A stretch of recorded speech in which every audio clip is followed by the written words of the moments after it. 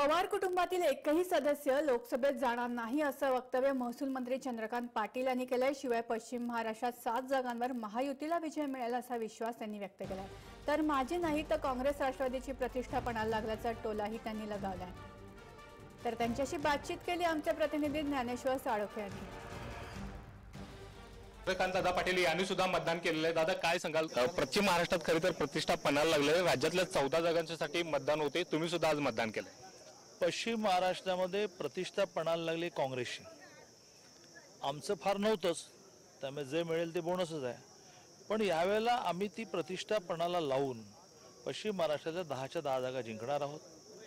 पवारांच्या घरातलं कोणी यावेळेला लोकसभेत नसेल, राज्यसभेत तर ते आहेत आणि काय विधानसभेच्या आमदारांमधून जायचं असतं, विधानसभेला कुठल्याही पक्षाचे 30-40 आमदार येतातच, त्यातून आणखीन एखादा जाईल, पण या वेळेला लोकसभेमध्ये पवार घराण्यातला एकही जण नसेल।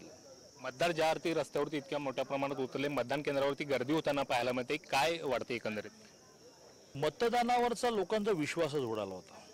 हा पक्ष निवडून आला काय, तो पक्ष निवडून आला काय, हा पंतप्रधान झाला काय, तो पंतप्रधान झाला काय, लोकांना काही फरकच पडत नव्हता। पण गेल्या 5 वर्षामध्ये योग्य पक्ष आणि योग्य माणूस नेतृत्व करायला लागल्यानंतर काय होतं हे लोकांनी अनुभवलं आणि मग लोकांनी ठरवलं की नाही योग्य माणूस निवडून यायचा असेल तर आपल्याला मतदानाला बाहेर पडलं पाहिजे। त्यामुळे ही सगळी गर्दी, हा सगळा उत्साह बीजेपी शिवसेनेच्या बाजूने आहे। पश्चिम महाराष्ट्रामध्ये साधारण काय गणित असं आणि कोल्हापूर हातकणंगलेबद्दल विशेष काय सांगाल? Kolhapur from the day one way होती। बीजेपी शिवसेना ताकद, मंडलिकांची पुण्याई आणि बंडी पाटलांचं सहकार्य।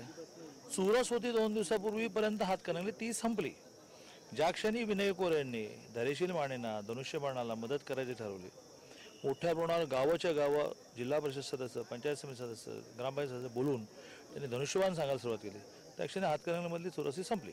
इतर जागांच्या बद्दल पश्चिम महाराष्ट्रातल्या बारामती, माढा, सातारा सहित सर्वच्या सर्व जागा बीजेपी शिवसेनेच्या येतील। कॅमेरामन संदीप पाटील, ज्ञानेश्वर साळोखे, जय महाराष्ट्र, कोल्हापूर।